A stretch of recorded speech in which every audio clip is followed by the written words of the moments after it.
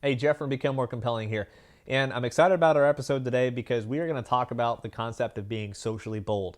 So, if you've ever been in a social situation and you felt that hesitation, like, oh, I didn't want to say the wrong thing, and you got in your head, and then, you just didn't have a good outcome, being socially bold is going to help you a lot to help make you more social and more social quickly in any given social event. So I'm very excited to talk about it today. So a big thing that I've noticed a lot with my readers and students when they first start working with me is that feeling of hesitation. So you can call it social timidness. People get a little bit nervous when it comes to social situations. And the reality is that feeling of nervousness or hesitation really doesn't do us any favors when it comes to being our best self socially, because what it leads to overthinking, like, oh no, I don't want to say the wrong thing, or I don't want to do the wrong thing. And so we kind of hold back. Maybe we self edit. We don't say what we were going to say.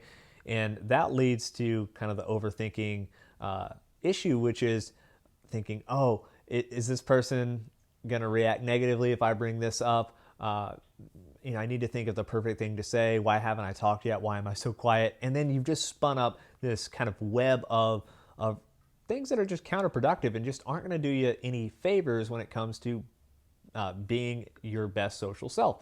So the antidote to that, the best practice is to be bold socially, be proactive. So this goes beyond that notion of like Nike, just do it. Well, it's a little bit more nuanced than that. And if anyone just tells you, hey, just do it, well, they aren't really that good at giving advice. So I'm going to set you up better than that, I promise. So a couple of different strategies that I want you to think about when it comes to being socially bold and being more proactive. Number one, this is something I use with my private coaching clients called the 30-second win.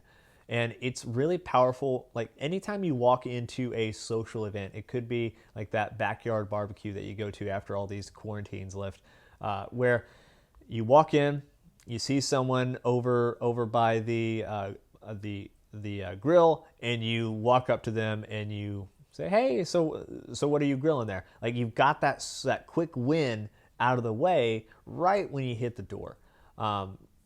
It's so important because that sets a really good tone socially for the rest of your time at that event. Picture that compared to like walking in, you check your email, which you don't even need to be checking at a barbecue, and you kind of look around. Everyone seems like they know each other, and by that time, you've kind of ramped it up, and it's much harder to get in the social flow as opposed to just hitting the door, finding one person. You've started that 30-second timer in your head. You start that conversation.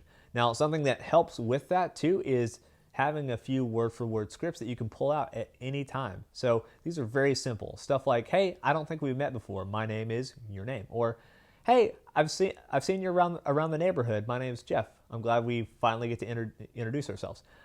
Just having a couple of word-for-word scripts that you can pull out reduces your mental processing power when you're in the moment so that you can focus on just the physical act of walking up there and opening your mouth, as opposed to thinking about the perfect thing to say and then kind of gearing yourself up to walk over.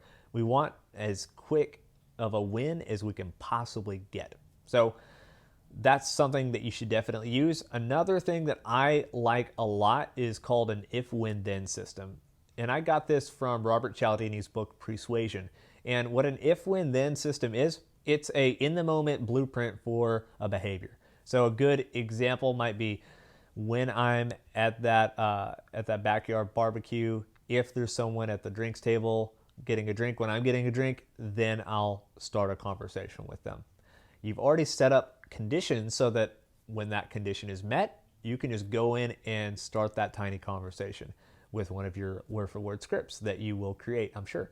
And so that makes it really easy because you've done the thinking beforehand. You don't need to think in the situation, you can just act. And that makes it way easier and way more accessible. The barrier is so low that it's easy to just step over that bar rather than jump over a really high bar by trying to say the perfect thing or thinking of the perfect way to start a conversation. Another example of an if, when, then system is, say that you're on a Zoom meeting. Like when I'm on a Zoom meeting, if someone joins late, then I'll catch them up and I'll be proactive and I'll catch them up on the current topic that we're discussing so they can feel included. So that's another way for you to be socially bold, is you're taking ownership of the situation and you're choosing to be a leader in that moment instead of just hanging back and kind of letting someone else take the reins of the conversation. Like, you can be that person. It just takes doing a little bit of thinking beforehand and saying, okay, I'm going into a social situation. What's an if, when, then that I might encounter in this social situation where I can set myself up to be successful? Something else to really consider when it comes to being socially bold, the risk of being socially bold is, in many ways, it's opening yourself up to social judgment. Generally, people are pretty nice. People don't tend to judge people too harshly. But we're also opening ourselves up to potential embarrassment when it comes to, oh, I don't want to say the wrong thing, or I don't want to make a joke that falls flat and everyone will laugh at me. Like, these are very real fears. They may not be completely grounded in reality because they're maybe not too likely to happen, but they're still fears that can stop people from being socially bold and make people hesitate, and that's not where we want to be. So, two things on embarrassment. One is, think about the last time that you were in a social situation and someone did something a little embarrassing. Can you even remember a specific time? And if you can, how bad was it really? People generally are pretty kind, and we try to give each other the benefit of the doubt whenever possible. So show yourself that same kindness that you'd show to someone else, and just know that, hey, okay, maybe I put my foot in my mouth every once in a while, and even if I do, it's probably not going to be the end of the world. I'll probably survive. And that's point two, is think about a time when you did something embarrassing socially. Could be something small. How long ago was that? Was that yesterday? Was it a year ago? You lived through that because you're watching this video right now. And so consider that, like, yes, you can survive that momentary embarrassment, and it's not the end of the world because you've got tools at your disposal.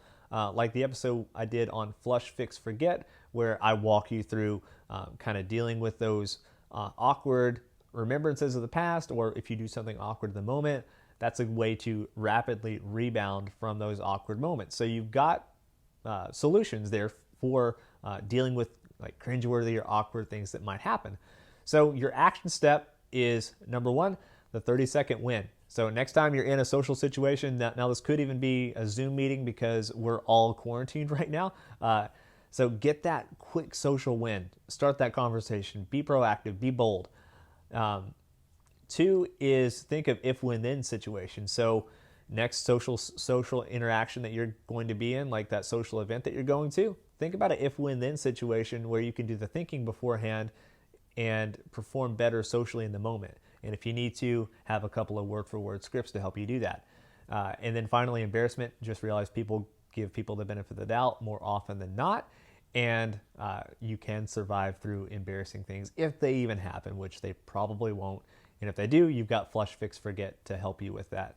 And that is our topic for today. If you have a topic in mind for a future episode of Compelling Combos, you can send me you can @ me on Instagram or Twitter at the Jeff Callahan, or you can send me an email at jeff@becomemorecompelling.com, or just drop a comment below this video and I'll cover that in a future episode of Compelling Combos. That's it for today. Talk soon. Hey, a couple of quick things before you leave. One, I've got a subscribe button over here. If you like this video and you don't want to miss out on a future video, hit that subscribe button. Two, if you like this video, hit the like button. That helps other awesome people like you find it. And three, leave a comment if you have any feedback for me, or if you have a topic or suggestion that you want me to cover in a future video. Thanks.